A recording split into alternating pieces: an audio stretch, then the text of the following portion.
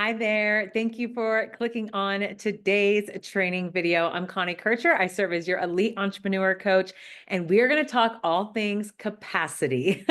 So it is a CEO strategy that I want to dive into what it is, what it isn't, and how you can manage capacity. So before we dive in, make sure that you give this video a thumbs up. Make sure that you have subscribed to my channel as I upload 4 times a week to give you content around marketing, sales, retention, and CEO strategies for you to constantly be growing, be increasing that skill set, and giving you some not just feel good fluff motivation around being a business owner, but really give you some tactics in leaning into and getting better, right? So the biggest part of today is I want you to implement what I am coaching today, what I'm leaning into and what I'm encouraging is the piece of cadence I think that we get kind of stuck in our heads is that we expect maybe every single day the pace in which we create deliverables, have meetings, do client interactions, team meetings, days off. I think sometimes we expect the cadence to be out of our control, right? We expect and we just kind of assume that everything else that is spinning and is kind of chaotic is just the way it has to be. So the first piece I want to lean into is in cadence is sprint versus steady. And it is our responsibility to know how do you want to show up for that project or for that pace of the day or for that initiative. So I'm constantly having my clients check in. Is this a sprint priority or is this a steady priority? Is this a sprint kind of day and cadence that way, or is it a steady kind of day? So using that language as a CEO and really, being mindful of like maybe last night you got 5 hours of sleep. And so today is going to be a steady type of cadence of making sure that you get, what you need to get completed. You show up, you complete the proposals, you do your follow up, you set the closing procedures that need to happen in terms of maybe communication or pending projects that need to get completed. But you're mindful to go, today is not a sprint kind of day. Then maybe the next day you look at your calendar and you go, you know what? I feel really good. I have a lot of energy and it's going to be a sprint kind of day till 2 o'clock. I'm going to get all of my deliverables. I'm going to shift up my, time blocks for working on copy, editing a piece of marketing collateral, maybe again, working on that email sequence. And you're like, I'm going to sprint that. Like I'm going to do 3 45-minute bouts of deep work on that project, on that deliverable. And then I'm going to call it a day at 2 o'clock, right? Because I want to shift into maybe some personal time or maybe some research time or maybe some family time. That is what I want to prioritize. So I'm going to set the intention that today is a sprint day. So I want to give an example as I'm, recording today's training is I set the intention, it's a Friday, that I'm going to have a very personal shift during the morning, right? So I did all of my, workout, stretching, recovery time, cardio time, had a lovely meal, like truly like made sure that my day started very intentionally with no guilt, no shame, very slow on a personal note. Like I'm not going to do deliverables, didn't check social media, not checking emails, but at noon, it is going to be a sprint kind of day in terms of what deliverables I expect, outreach to happen, reviews to happen, even doing today's, video. So I knew from noon to 5, it was going to be a sprint kind of day because I really wanted that first part of my day to be just slower for the personal side of me so that when I'm on and when I clock in at noon to my own business, I know what needs to get completed in those 5 hours. So it gives you the opportunity instead of letting the day just slip by. And of course, there were emails. Of course, I knew that things needed to get completed today, but it let me have that recovery time and let me have that entry, time into a very long day. That was the day before on Thursday and a very long night. I was like, you know what? If I can condense what typically was going to happen midday to about mid-afternoon, I'm going to take the entire morning, let it be a personal cadence, and then I'm going to sprint from noon to 5 and then call it a day, closing procedures. 5:01, I'm metaphorically leaving my office, closing the laptop, and calling it a day. So using that language on a day-to-day or even every 3 to 4 hours.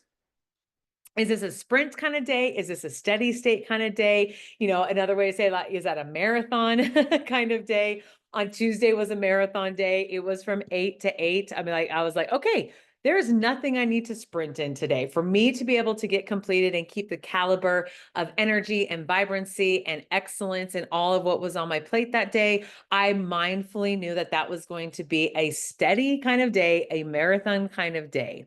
So please be mindful of that when you're setting up your calendar, when you're showing up for client calls, networking calls, even how you look at, how you set up your deliverables and work sessions and outreach and sales and all of the pieces that we are always moving through.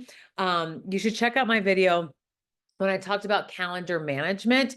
That will be in the queue. I'll put it below in the comment section. We talked about theming your day so that, again, ultimately you can lead to being in control of the cadence. So I hope that's helpful to be able to give you some verbiage of steady versus sprint, deliverables, projects, meetings kind of day. The second, and I'd say one of the most important strategies I'm going to share for you is shifting your days.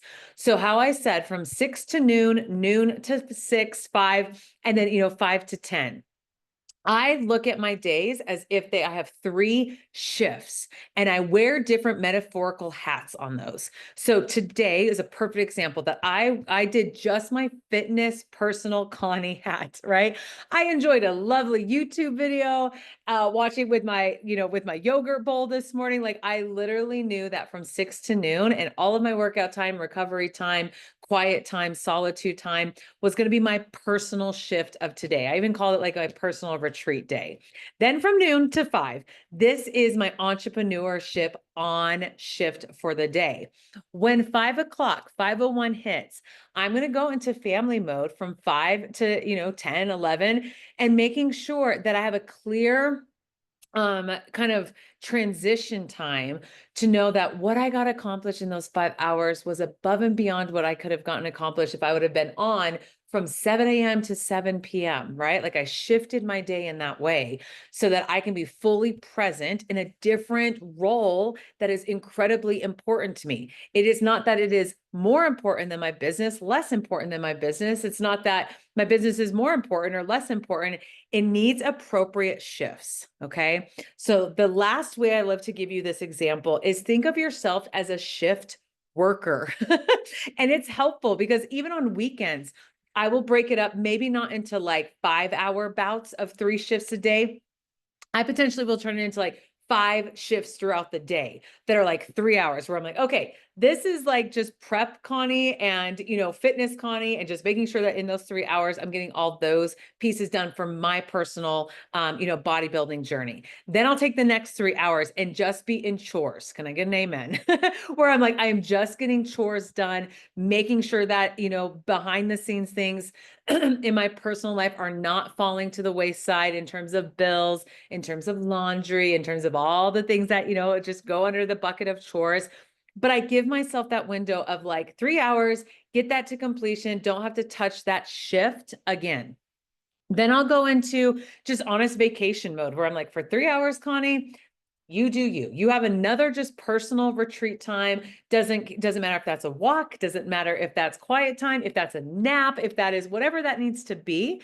And then I shift a social time where I'm like, cool, for 3 hours, I'm going to intentionally spend some time, with a community specifically, or with a friend, or with an event, or with a dinner. So giving yourself some of these options to play with and look at your life as a shift operator helps you not feel so overwhelmed and also helps you not get so bored. Because what I find is leisure, which is always working and always leisure, actually diffuses the impact that you're trying to do. Because when you're at work, you always feel like, man, I wish I was doing something else. And then when you're away from work, you're always kind of blending it to be like, oh my gosh, I kind of have guilt that I should be working more because I know that project's pending.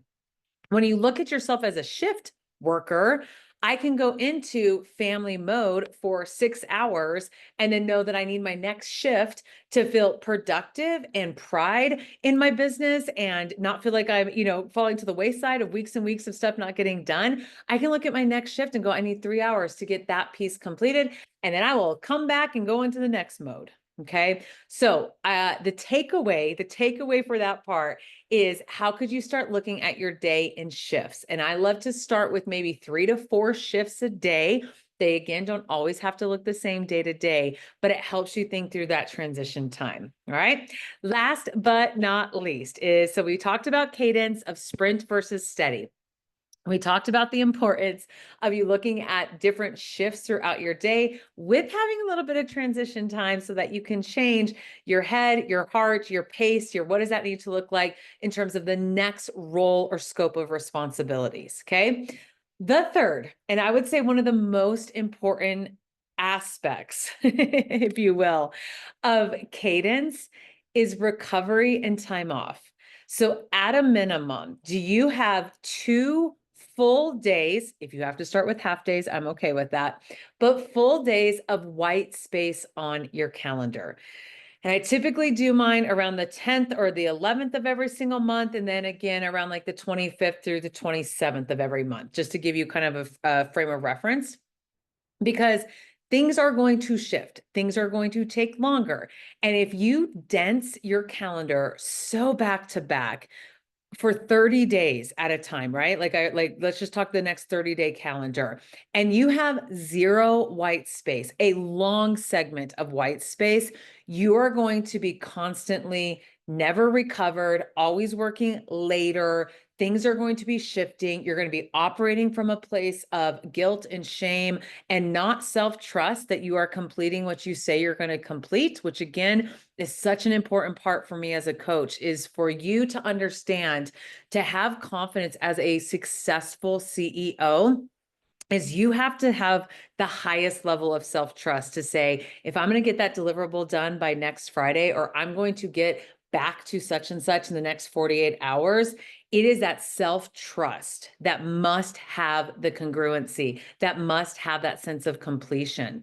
So when you are setting yourself up, not in a great way, to say for 4 weeks, you are just back to back to back to back to back with no white space or no, buffer space for a large amount of time.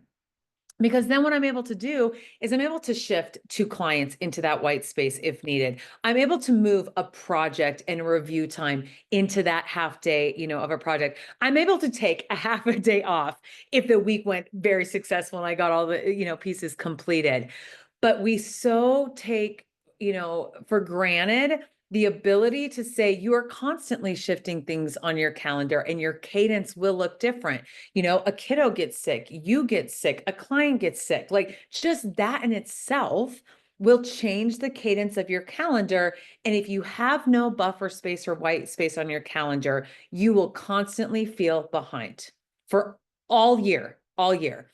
So my strongest call to action, if you are still watching the video, you got the best nugget for today, is that you are leaning into and looking at your next 6 months and literally crossing off, blocking off, I don't know, whatever calendar tool you're using, and making sure that no humans have access to you. It's not open to clients. It's not open to networking. It's not open to the family. It is honestly at least 2 times a month for 4 hours. If you can, take 2 days where those become buffer days, that as things fall apart, not if, as things fall apart, you can cadence them and go, awesome. I know I have this Thursday that I have a couple extra hours extra by design, not by, oh my gosh, I'm so stressed out. I have to cancel all these things and shift these things, because then you're just becoming calendar manager. It's impossible. Okay. So the best of the best have buffer space,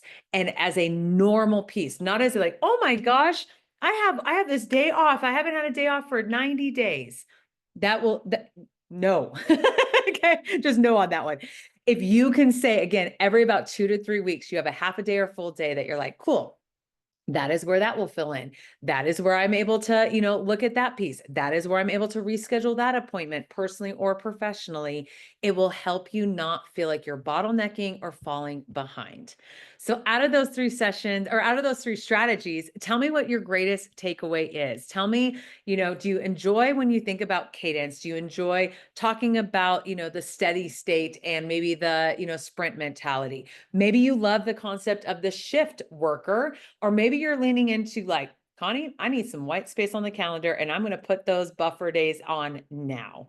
So please put that in the comment section. Again, I hope to see you on our next training video. If there is anything that you would like to specifically hear me coach or train on in the space and realm of strategy, whether that be calendar management, CEO mindset, any area around sales, retention, follow-up, please put that in the comments. I'm always happy to customize a YouTube video and a training for areas that you are not feeling as supported in. I'm always happy to pull from the repertoire and the tools that have been so vital for my clients and being able to give some short segments in that space. So if that is something that you have an interest in, make sure that you put whatever topic down there. And then of course, if you're interested in any type of coaching with me, whether that be one-on-one strategy coaching, group coaching, or exploring going to retreats with me, I still have 3 spots left in the Women's Elite Entrepreneur Retreat every September in Puerto Morales, Mexico.